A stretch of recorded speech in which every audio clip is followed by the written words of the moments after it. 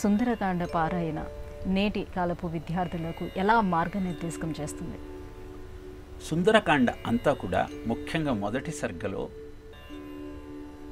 హనుమంతుని యొక్క కార్యదక్షత, ఆలోచన సరళి, ఎదురయ్యే అవరోధాలను దాటుకుంటూ ముందరకు వెళ్ళినటువంటి పద్ధతి గమనించగలిగితే ఎంత అద్భుతమైనటువంటి వ్యక్తిత్వ వికాసము, సాధన క్రమము మనం అందుకోవచ్చో మనకు అవగతమవుతుంది. నిష్ప్రమాణ శరీరస్సన్ లిలంఘయితురర్ణవం బాహుభ్యాం పీడాయామాస చరణాభ్యాం చ పర్వతం. ఎప్పుడైతే 100 యోజనాల సముద్రాన్ని దాటుదామని హనుమంతుడు నిశ్చయించుకున్నాడో అప్పుడు తన శరీరాన్ని బాగా పెంచాడు. కాళ్లను చేతులను పర్వతానికి ఒత్తిపెట్టి ఆకాశంలోకి ఎగరాలని నిశ్చయించుకున్నాడు. అంటే ఒక అద్భుతమైనటువంటి లక్ష్యాన్ని ఏర్పరచుకున్న విద్యార్థి మొట్టమొదట తన ఆకారాన్ని పెంచటము అంటే తన సాధనను బాగా పెంచాలి. కాళ్లను చేతులను పర్వతానికి ఒత్తిపట్టి ఎగరాలి అంటే కలన ఇంద్రియము, చలన ఇంద్రియము నీ స్వాధీనంలో ఉన్నప్పుడే అనుకున్న లక్ష్యం వైపు నీ ప్రయాణం అద్భుతంగా సాగుతుంది. ద్విజాన్ విత్రాసయన్ ధీమాన్ ఉరసా పాదపాన్ హరన్ మృగాంశ్చ సుబహూన్ నిఘ్నన్ ప్రవృత్తైవ కేసరి. ఆయన చెట్ల మీద ఉన్న పక్షులను ఎగరగొట్టి, చెట్ల కొమ్మలను విరగగొట్టి, మృగములనన్నింటినీ చావగొట్టి సింహంలాగా వృద్ధి చెందాడు అని రాస్తాడు వాల్మీకి. పక్షిని ఎగరగొట్టడము అంటే పక్షిని ద్విజ అంటారు. 2 జన్మలు అంటే 2 ఆలోచనలు. ఒక కార్యక్రమాన్ని తలపెట్టినప్పుడు 2 ఆలోచనలు ఉండకూడదు. తరువాత వస్తున్న అవరోధాలన్నింటినీ వక్షస్థలంతో కొమ్మలను విరిగగట్టినట్టు ఆత్మవిశ్వాసంతో దాటుకుంటూ ముందరికి వెళ్లే ప్రయత్నం చేయాలి.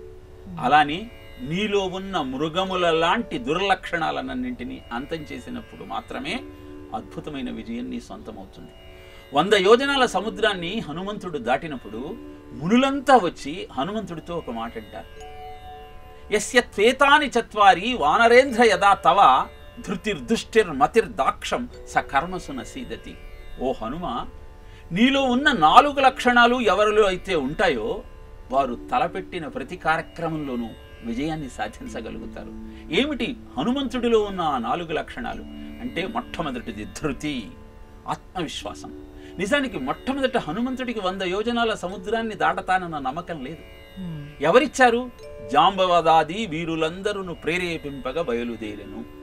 గురుస్థానంలో ఉన్న జాంబవంతుడు నువ్వు దాటగలవు అన్నటువంటి విశ్వాసాన్ని హనుమంతుడికి కలుగజేశాడు.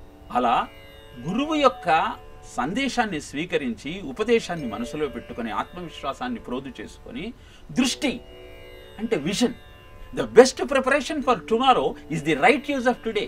రేపు నువ్వేం కావాలనుకుంటున్నావు? ఐఏఎస్ కావాలి, రోజుకు 16 గంటలు చదువు. సిఏ, ఎంబీబీఎస్ లాంటి ప్రొఫెషనల్ కోర్సు రోజుకు 10 గంటలు చదువు. బిఏ, బీకామ్ ఇలాంటి అద్భుతమైన కోర్సులు 8 గంటలు చదువు. లేదు, ఒక పాన్ షాప్ పెట్టుకోవాలి, ఒక సైకిల్ స్టాండ్ పెట్టుకోవాలి, ఏమి చదువు. ఇలా నీ లక్ష్యం ఏమిటో నువ్వు ముందరే నిర్ణయించుకొని తదనుగుణంగా నీ సాధనను ముందరికి నడిపించు. ఈ నడిపించే క్రమంలో మతి అంటే బుద్ధి వస్తాయి అనేకమైన అవరోధాలు. బాగా ఉత్తమమైన లక్ష్యాన్ని పెట్టుకుని చదువుకుంటున్న విద్యార్థులు హాస్టల్ గదులలో ఉండి బయట తాళం వేయించుకొని చదివేవాళ్ళు. ఎందుకంటే మిత్రులతో గొడవ పెట్టుకోవటం ఇష్టం లేదు. వాళ్ళు రమ్మంటారు అక్కడికి ఇక్కడికి. వాళ్లను హర్ట్ చేయకుండా తన లక్ష్యం వైపు తాను విజయం సాధించాలి అనుకుంటే మతి, బుద్ధితో ప్రవర్తించాలి. దాక్షం, స్కిల్.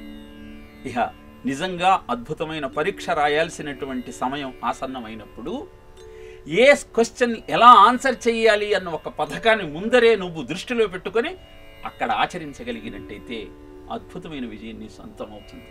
ఇలా సుందరకాండలో మొదటి సర్గలో 198వ శ్లోకంలో 100 యోజనాల సముద్రాన్ని దాటిన హనుమంతుడు ఎలాంటి లక్షణాలతో తన లక్ష్యాన్ని చేరుకున్నాడో ఆధునిక యువత తెలుసుకోగలిగితే ఆత్మవిశ్వాసాన్ని ప్రోదు చేసుకుంటూ ఒక అద్భుతమైన పథకాన్ని సిద్ధం చేసుకొని ఆ పథకానికి అవసరమైన ఆచరణను అవలంబిస్తూ నేర్పుతో విజయాన్ని అందుకోవచ్చు.